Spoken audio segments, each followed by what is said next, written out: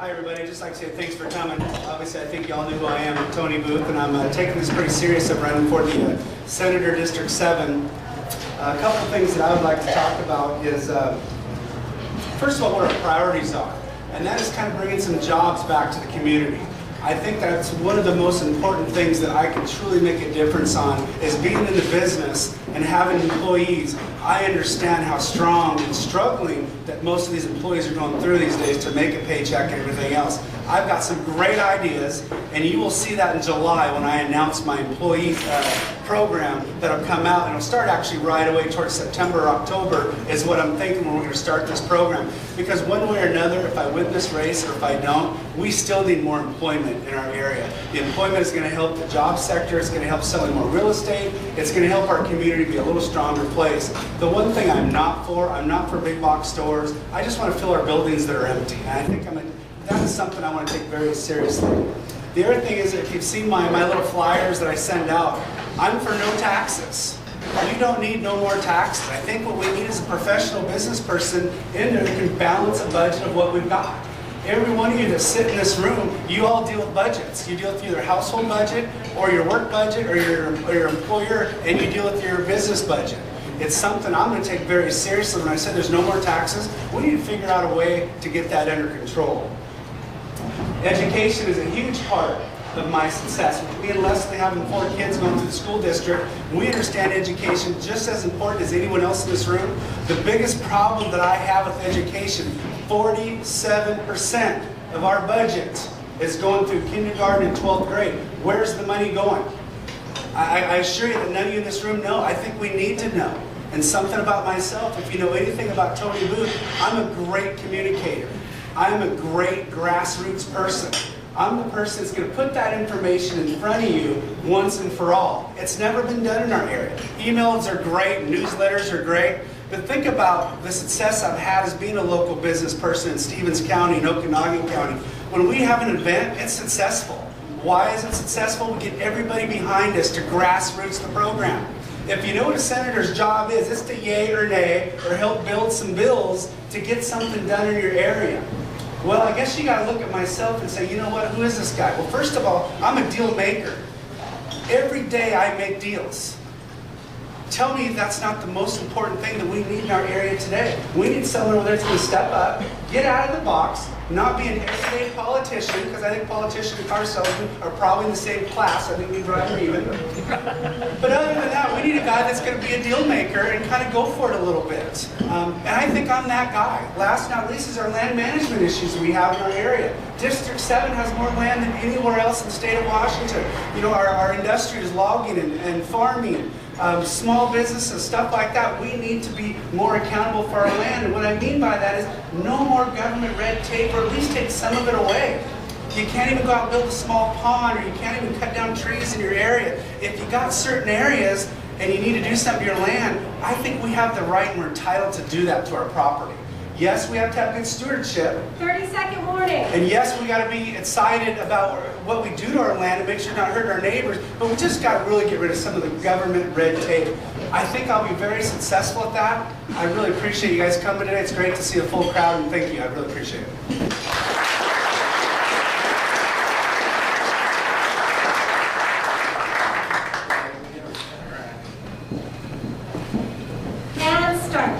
Well, first of all, I want to thank everybody for being here. This is a great turnout for a very important election that's coming up this year.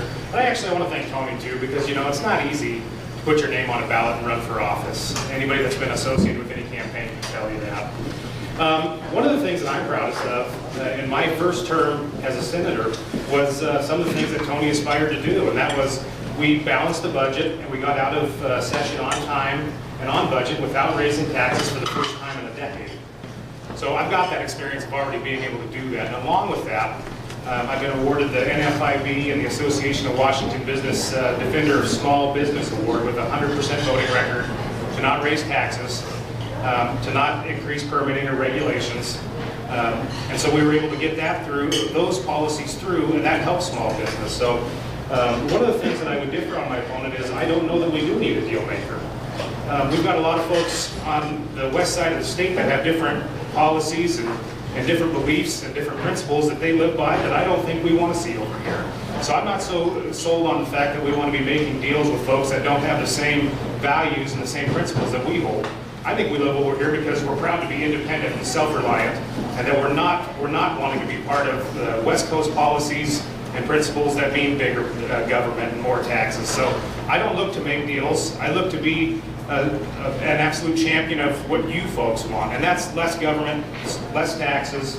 One of the biggest things that we did in the last session in working with Representative Kretz was we had the very first reform to the Growth Management Act since its inception in 1991. We were able to give Ferry and Pend Oreille County the option of opting out of the Growth Management Act and returning private property rights back to where it belongs in the first place, which is the private property owner and the local government jurisdictions. I actually had the experience of doing that.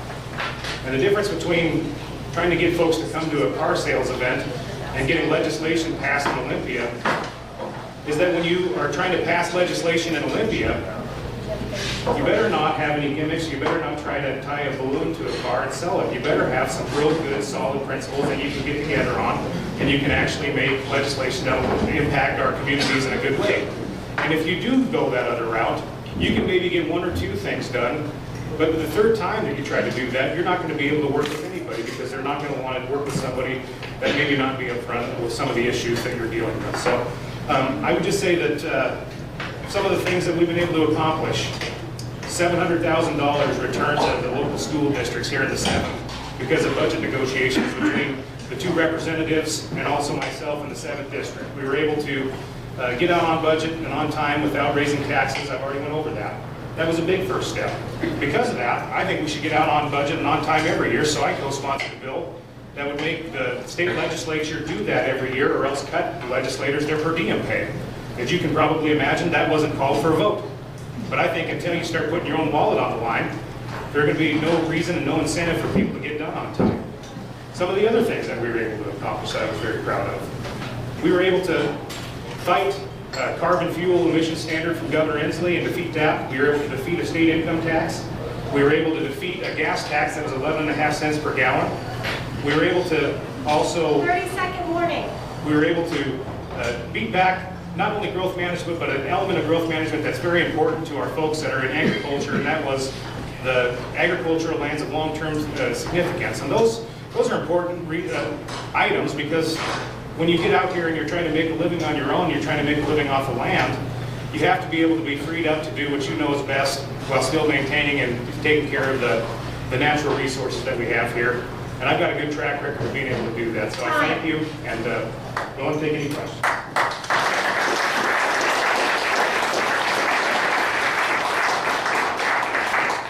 Okay, we're now going to open up for public questions and answers for the open forum. If I can have both of you come up here. And the rules for this is that 2 minutes for each question. And you have the right to pass. Okay? So, who out there has a question? Yes, man in the red blue shirt. Question for each of the candidates. If you're in office, will you support the transfer of public lands initiative? And start. Absolutely. As a matter of fact, I've already got legislation that's been introduced to our staff members in Olympia to push that legislation. One of the things, we have vast resources here that we're not being able to tap into, not only with logging and ranching and mining, but also like the Lake Roosevelt recreation area, where we've had, even in the very, not too long ago, distant past, we've had the Park Service, in my mind, overstepped their bounds. Folks were, in my opinion, acting inappropriately out of that agency. With the Forest Service, we're not able to go in and harvest as much timber as we ought to be able to. In Republic, where I come from, mining is a huge industry. We've been now told that Kinross Gold Mine is not going to be pursuing the permitting to drill exploration holes to continue that industry, and that's an iconic industry. And so when you have folks like Boeing asking for exemptions and asking for tax breaks, and they're given those tax breaks because it's an iconic industry for the state of Washington, I think we ought to do everything we can to be able to help iconic industries in this area, which is timber, mining, ranching. And so the transfer of public lands in a responsible manner back to the state and the county levels, in my mind, would allow us to be able to do that. You can, now you can take it.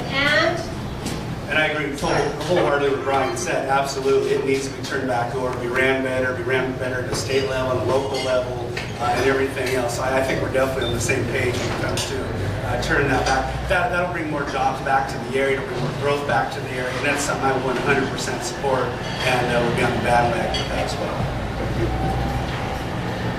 Okay. Next question. Who do we have a question right up here? Let's get this on mic. Sure. With the mandate for full funding for the education and the current budget situation that we all struggle with locally and on the state level, what are you guys' comments regarding that? Can we get a repeat of the question just so everyone heard it? Well, I think did everyone hear the question? Basically about education, how can we handle the budget? Actually, Tony, they can't hear us back here. I can hear you so loud. So can you hear me now? I'm yelling as top as I can, so can you hear me now? All right, good. So one of the things I would look at as a business aspect is we need to look at maybe cutting some costs and going back to what I said in my opening speeches, we need to look at the education system, see where that money's going, and do a better job of generating that money, getting it out more to the local communities to help maybe fund a little bit easier where that money needs to go. Instead of having big money pushed everywhere else and keep throwing money at something, we need to be more accountable to find out where this money is going. And I think once we get an accountability system in it, I think we'll do a better job at that time. That's a really good question. And that's where the folks are going to be looking for a state income tax, which I've voted against once and I'll vote against as long as I've been there. What I think actually goes to the question that previously was asked, I think that if we can get into our federal lands and extract natural resources, that's how schools were originally funded, was from that timber excise tax dollars. So that would be one way. The other proposal that I agree with is that 2/3 of new revenue that comes to the state of Washington apply to education. And then third, we all know that you can't just buy and throw money at any problem and have it go away. So what we have to have is we have to have a good measuring stick and make sure that the schools are moving forward in a positive direction. And I can tell you from experience, just this last week, I sat in on some panel for the 4th graders that are turning into the 5th graders at the Kettle Falls Elementary School. And these kids are doing good. They're able to give PowerPoint presentations on iPads and tell you what their strengths and weaknesses are. So I'm a big believer in our future, and I think we've got to do everything we can to promote that, while at the same time not going broke. 2 ways to do that: take 2/3 of the new revenue, also tap into our natural resources that we're not being able to right now. I think you've got a good way of getting folks off the dole, and then you got folks that are paying into the system. So it's a two-way win for the state of Washington, because folks that are on assistance won't have to be, and they'll be off unemployment rolls and back to work. And I believe that those are the sort of things that will be able to help fund public education. Thank you. And maybe that's where we see a little bit of difference between each other, because we've been working on getting that done for a while and it has not gotten done. So there's, as a business person going, we need to figure out a way to help cut the cost. Next question. I'm sorry. Yay, Cassidy. Next question? Come on.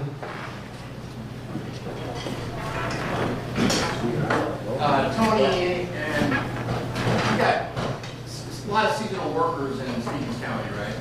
And so when I compete against Idaho or Colorado or Montana, their employment system is different than ours. And so we really get penalized competitively. The system is totally broke for guys like me, right? We just lay people off every winter. Any ideas on that?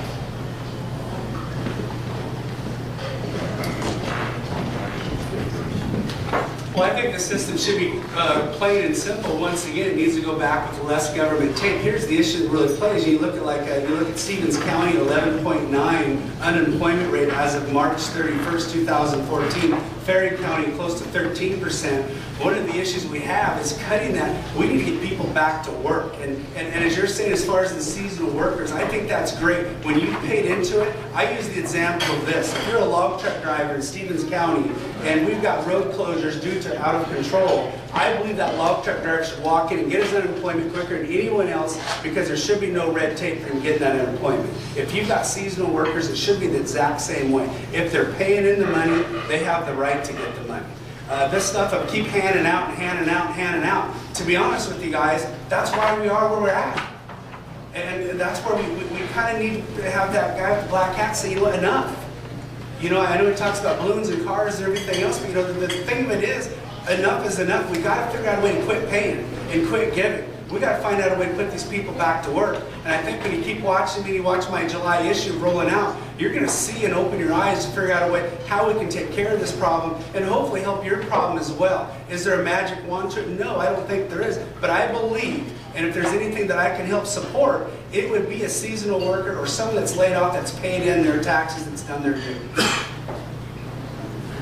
Well, the first thing is the workers themselves don't pay the taxes, it's the employer, so that's the first thing that I'd have to say. And the second thing would be, I think that there is a way that you can do this, and I've worked with the local unemployment office on this. You could cut the red tape and the overhead at the government agency level by folks that are gainfully employed on a seasonal basis should be subject to the same job search requirements as folks that have been on and then gotten reboots of more social, or unemployment insurance benefits. So what I mean by that is, if you're a seasonal worker, you work for somebody, and you decide that you're going to try to make a career out of that, loggers are the first thing that come to mind. There's a lot of industries though in the area. I don't think you should be penalized for that, and I don't think you should penalize employers. A good example would be, say somebody gets on unemployment, and then they go, they're on unemployment for 4 months, and then by the Microphone. well, microphone's dead. Okay. And then anyway, if they're going to be on unemployment for 4 months, and then all of a sudden they're supposed to go look for a job, what are you telling the new employer? That you're going to be able to work there a month? You're going to go through the training and the cost of putting this person through all the stuff that you have to and that red tape for hiring them. And then, what are you going to tell the folks that were employing these people before? That because of a rule from the state of Washington that you're not able to keep those people employed, they're going to be jumping jobs every once in a while? I think it actually defeats the purpose of unemployment. You get folks looking for underemployment, you get people looking for a new job and a new vocation when they've actually got experience at that job and that vocation. And then sometimes, what are you going to do with folks that are looking for unemployment in a logging area when they're on spring break? Are you going to tell them, well, we want you to go look for another logging job? Well, you know there's no logging jobs. So you have to, I believe, use a business approach to it, and I think that would be cut out the requirements. The employers have paid into the system. For the folks that are really horribly unemployed for long term, then you do need some changes to that system. Next question. It's loud now. I hear you. Next question. Next question.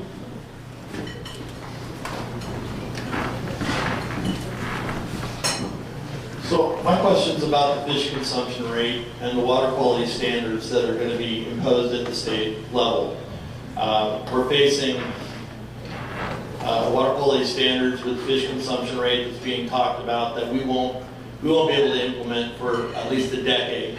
So how do you guys view addressing that issue, and how do you plan on protecting our municipalities, our livestock industry in face of that?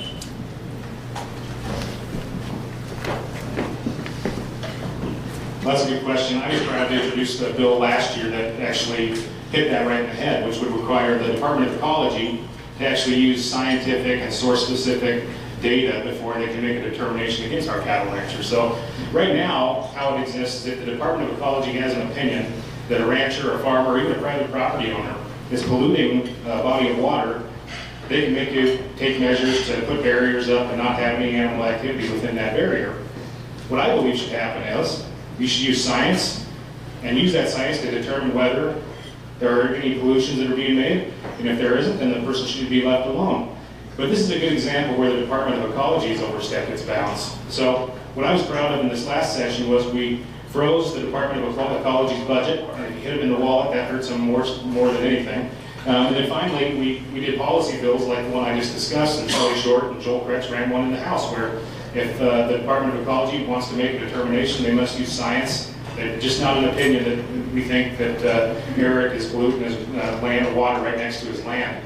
show us that that's happening, first of all, and second of all, if it's not, then that should be the end of the question. With fish consumption, that's something that we're going to be battling for a long time because, again, this is an example of west side policies not lining up with east side policies. And what they're saying is that we need to have controls for ourselves because we don't know what's best for us. Well, I believe that you and I have a better determination 30 and seconds. the ability to make the determinations for ourselves more so than somebody in Seattle or Olympia. So in my mind, this is a local control issue and a private property owner issue. I don't think that environmental groups in Olympia and Bellingham and Portland should have anything to do with what somebody in Kettle Falls or Colville or Addy or Republic or Omak does with their land. And I agree, especially for the next question. We're exact same page. It's going to be an uphill battle. Next question. Thank you. My name is Keith Wilder, and I'm representing the Tri-County Home Builders Association. Now, I look through this group, and I see mortgage lenders, real estate agents, furniture salespeople, car salesmen. All of these industries revolve around the home building industry. We should all know that when the economic collapse went down, home building, the market fell apart because of the financing. What can you do to ensure that the home building industry is protected and we can continue to grow in this area?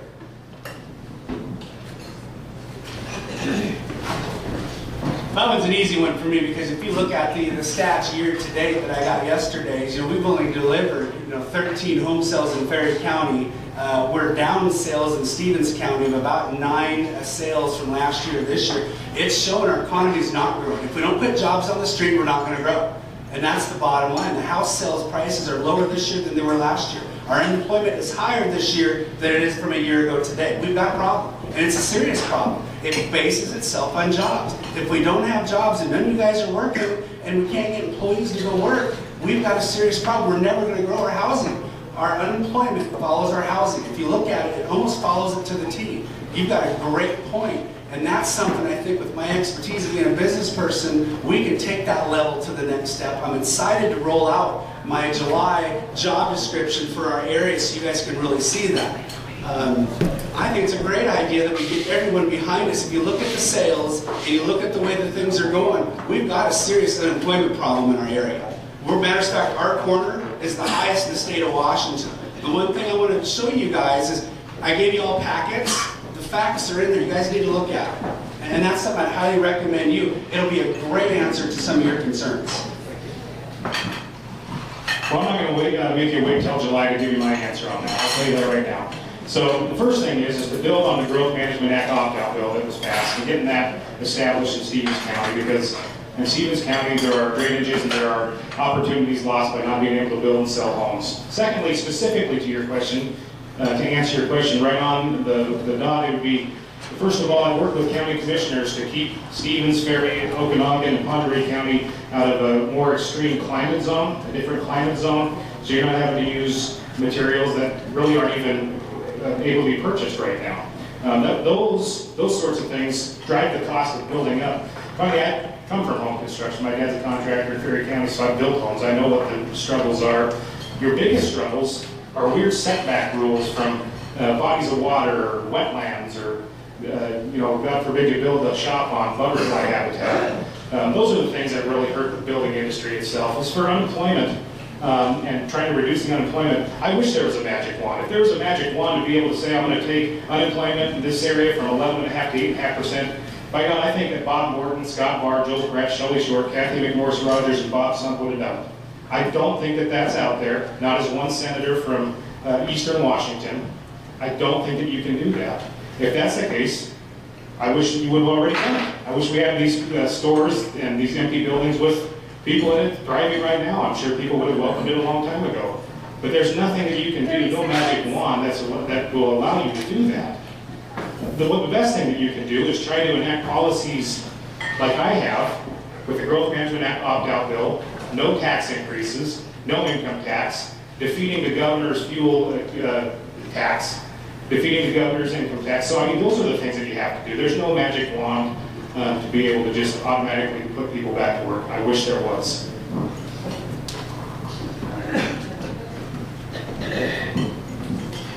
Next question.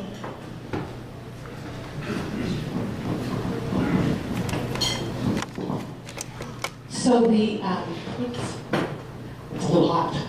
The business climate in the state of Washington doesn't seem to encourage businesses to start even. And I know that that's a big question and a complicated question, but how would you plan on addressing and it does go back to policy and all of that, but I think there's a lot of things that need to be changed. And labor and industry, let's throw that one in there too. That's longer than 2 minutes. Just it's kind of an all day one. First, last time. Well, first thing, you hit the nail on the head with labor and industry. I supported a private option on L&I. 44 other states offer that. It makes it more competitive to be able to be in the ballpark with other states. So one of the things we have is we have Ponderay County, which borders the state of Idaho, and folks are starting businesses in Idaho because it's a lot better climate over there. The second thing is Washington's regressive B&O tax. Washington's B&O tax is a tax where the consumer ends up paying about 4 times when they end up buying a product because of B&O. And everybody down the line does too. So it's one of the most aggressive tax systems in the entire nation. So I go after those two things. Unemployment, which what I described earlier, would actually be a savings too. It would cut government agencies' budgets to be able to also get people back to work. And I think that one of the other things that I would like to mention is refraining from imposing a state income tax. And again, I just like to say I'm proud that I've got the 100% voting record on those issues. I've got the proof that I've been able to do that. I'll continue to do that. I think it's an excellent question. But I would say L&I and the private option, also structured settlements for workers' comp claims, and then the B&O tax, which is the most aggressive in the whole entire United States. Definitely, L&I definitely needs to go to the private sector. That's something I would be on board with, obviously 100%. One of the biggest issues of starting a business is the scaredness of the person starting it because of all the tape that you have to go through to get a business started. You get a business license, they want to check your criminal background. They actually put you probably through more things than doing anything else to making sure you're going to do a good job running a business. Now, do we need those policies? Absolutely. But the problem with growth is if you're scared to jump off the ledge because you want to try something different, no one's jumping off the ledge.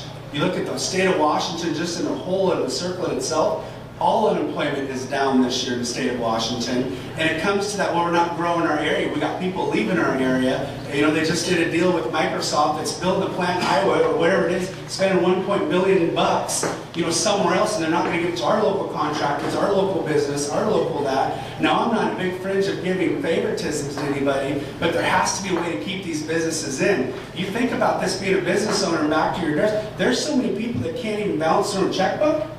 You know, we have to collect the sales tax, we have to collect the B&O tax, we have to collect the L&I, the federal tax. We have to put that in account, we have to mail that every single month to put it in an account. And by gosh, if we're 1 second late, we get penalized up and down. Is there a problem? Yes. People are scared to death to open a business. That's the real issue compared to like in Idaho and in Oregon where they make it a little more business friendly.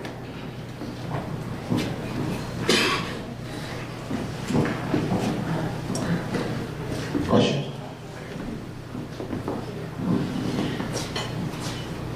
Question for Brian. Thank you. Brian, you were able to have the Growth Management Act, Agenda 21, I believe, same thing, repealed in the smaller counties in Washington.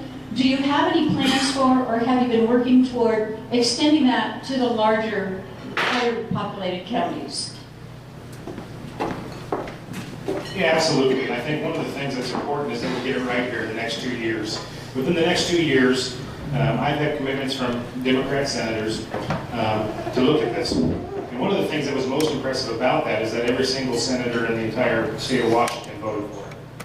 So, and only 12 in the House of Representatives voted against it. And then on the 31st of March, Governor Inslee signed it into law. So I believe that there's a lot to build on from that.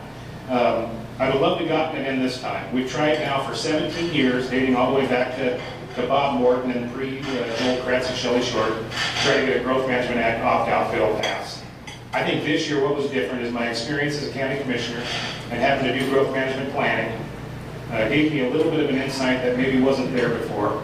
And local government's where the rubber meets the road. And if you're not doing good things in local government, trust me, you don't want to go to the grocery store. Because they're going to ask you how come their driveway isn't paved, how come I can't build a shop on my land because I'm infringing on growth management rules. It's actually how come I got involved in politics. I had my granddad passed away and left me a piece of land, and I wasn't able to build on it. Went to try to get a variance to build on this piece of land. I was told I had, what is it, so crazy you won't even believe it, I had possible salmon habitat in a stream that didn't have salmon, ever. And they said, no, you can't build there. I didn't know who my county commissioner was, so I decided to take it to the highest level of appeals, and that was your Board of County Commissioners. I had a 1-1 vote. The chairman of the board said, well, we don't want to fight the GMA. So I decided to sell that piece of land at a horrible loss. I took the proceeds from the sale of that and beat the guy that wouldn't give me the variance. And so that gives me a lot of skin in the game to try to beat Growth Management Act, so people like me don't have to go through that again. So folks like you, if you leave your kids or your grandkids a piece of property you want to keep in your name, you don't have to worry about an agency that's not elected and is appointed by the governor of the state of Washington is telling you what you can do with your land, and they never even been in this county. It just goes back to land management. I think you're as a property owner, I think if you're paying property taxes and you have a piece of property, as long as you're a good steward of that property, it should give you the open right to pretty much build a pond, build a house, present your case to your commissioners, or whatever you need to do, fill out your building permit, and have that done. And I think it should have been done in all areas. Brian is right. They've been working on it for 17 years. They finally got it done. And that's a long time to get done. Do we need more of it? Absolutely. Is he doing a great job with it? Absolutely. What I would like to see it done is more in Stevens County and Okanagan County, and maybe not so much in the smaller county. And I think when he refers to maybe as the deal maker versus not the deal maker, I think that's where maybe a guy with business could have gotten involved and said, maybe if I can't have all of Stevens County, give me this much of it, or give me a little of this, or give me a little of that. Maybe he tried it, I don't know, because I haven't heard that part. But that is something I think we could have done a little bit different to get ourselves in the door. Hope that makes sense.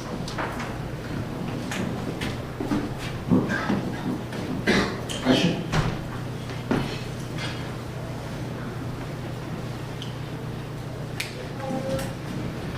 Mr. Daniels, Mr. Booth, thanks for being here with us today. We're talking a lot about unemployment, and I know a lot of people get down on hard times. My problem is whenever I'm paying for their hard times and they're out substance abuse issues, they're using drugs, and they're still receiving unemployment or welfare. Would you support mandatory drug testing for welfare and unemployment recipients?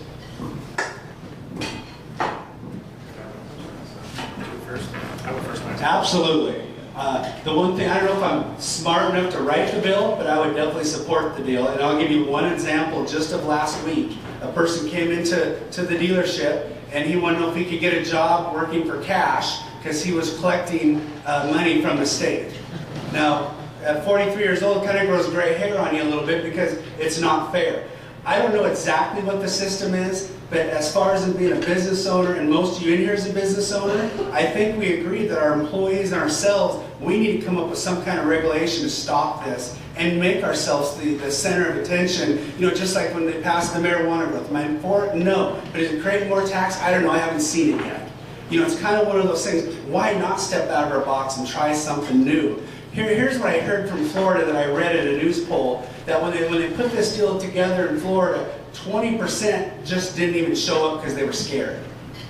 Hell, I'd love to knock off 20% of our unemployment in our area right off the bat. So, is there a will, there's a way? Yes, there is. So the answer would be absolutely. Well, I already supported it. It came up last year, so yeah. And I'm confident in my abilities to be able to write that legislation, so I think I could do that. Also, to get back to the last thing, Okanagan County doesn't currently plan under the Growth Management Act, so that was one of the things that came up in the previous comments, that Okanagan County doesn't plan under the Growth Management Act. And as far as countywide planning goes, you can't get pieces of counties to try and opt out of the Growth Management Act because the mandate for the state of Washington was for counties in their entirety. There's not a case. Is your question for the welfare recipients? What's that? The welfare recipients for testing.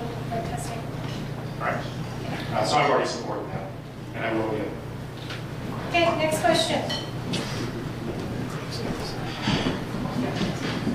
Next question? I'll take one.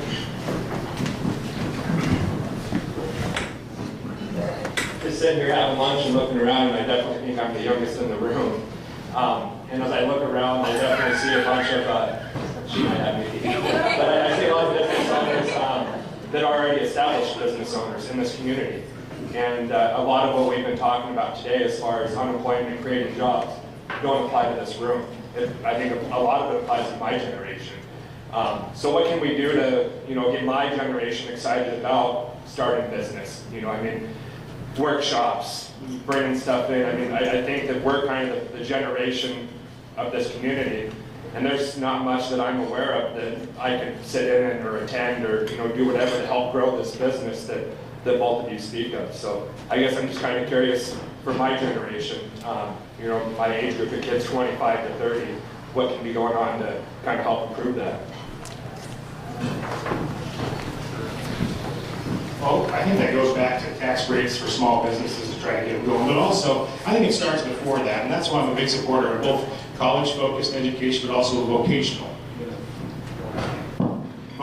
education. So folks that are looking to maybe open up, say, an auto mechanic shop. There's programs out there like the New Tech Skills Center in Spokane that's actually got some work that's been done here with the fisheries. But anyway, try to get folks vocational training to the point where they can actually operate their own businesses. I think, yeah, absolutely. Economic development. Trying to get folks involved in economic development statewide, trying to see what kind of low interest loans and curb loans and some of the grants that are out there to try to get small businesses off the ground. Those are things that I've actually got experience in helping small businesses and younger small business owners do. So those are the things that I would continue to enhance.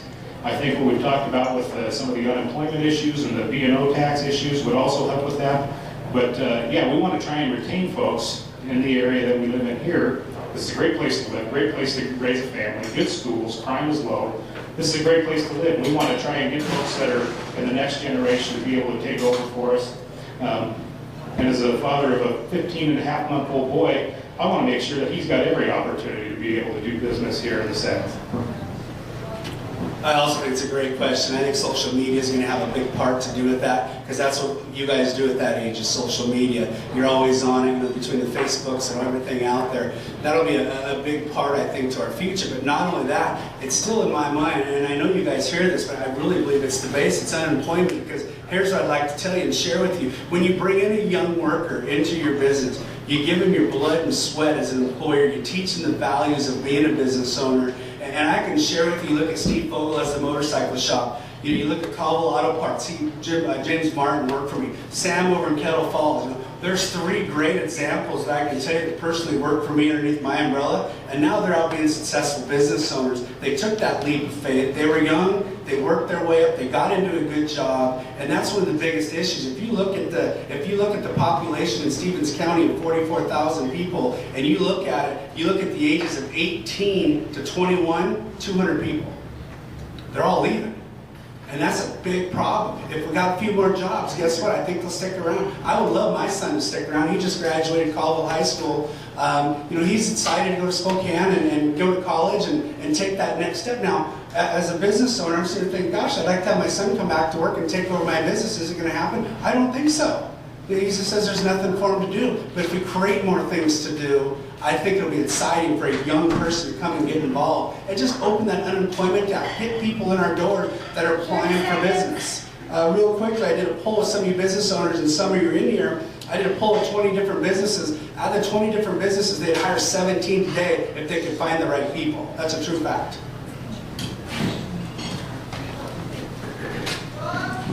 Okay, at this time, what we're going to do is we're going to have our closing statements. And let's do another coin toss, see who gets to go first.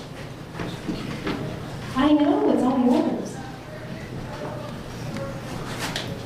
It's been lucky so far. Who wants heads? Who wants tails? I'll take tails. Okay, Tony says tails. Okay.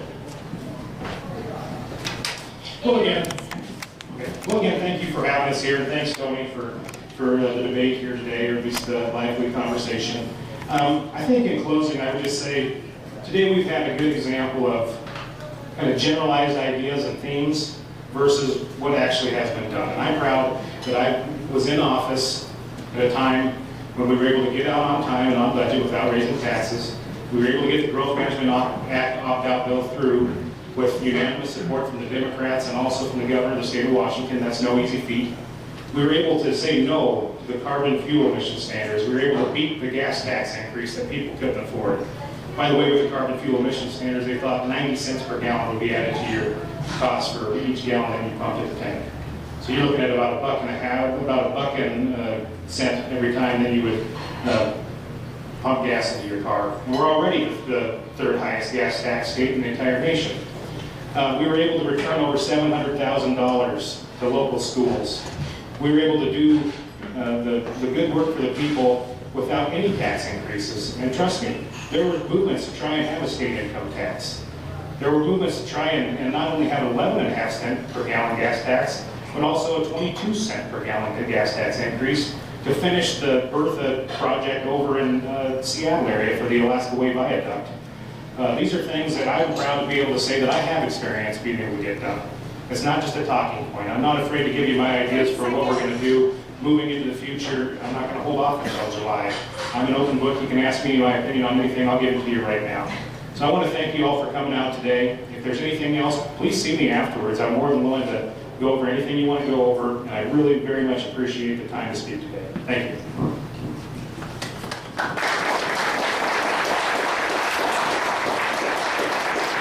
I also appreciate the opportunity to do this with Brian. And me and Brian talked. I get to meet his wife and his mom a couple weeks ago in Tenasket. We've sold them cars. I'm going to keep to my word and my promise.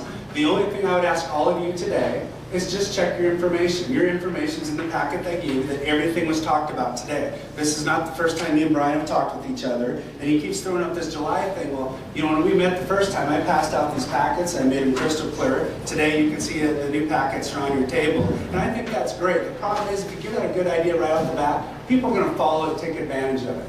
We're not voting until November 4th. There's no primaries. I am not afraid to give anything up. If anyone wants to see me individually, I will show you how that plan is going to work to keep these people and get unemployment in our area. And there's no doubt about it. The one thing I do want to share with you, the government is the largest business in the world. It's time for a business owner to get involved. And I'm the one that threw in my hat. Out of all 4 districts, 5 districts, 4.5, whatever you want to call it, we have. I'm the one that threw in my hat, so I'm going to give up my time, my family, and everything I got to make a difference. We've talked up here about how I voted for this, and I've done this, and I'm on this community, I'm on that, and I'm on here with this. Well, unemployment still went up, our house sales still went down. We've still got a problem. Where's the fix? It's still not fixed. And this is not a Brian issue. No doubt in my mind it's not a Brian issue. It's going to be up to the voters to who think can do a better job come November 4th as a professional business person or a guy that's been in office 1 year. I would like to leave you with just one quote, and then I'm done. If you keep doing the same thing, you continue to get the same results. Thank you for your time. Tony Booth.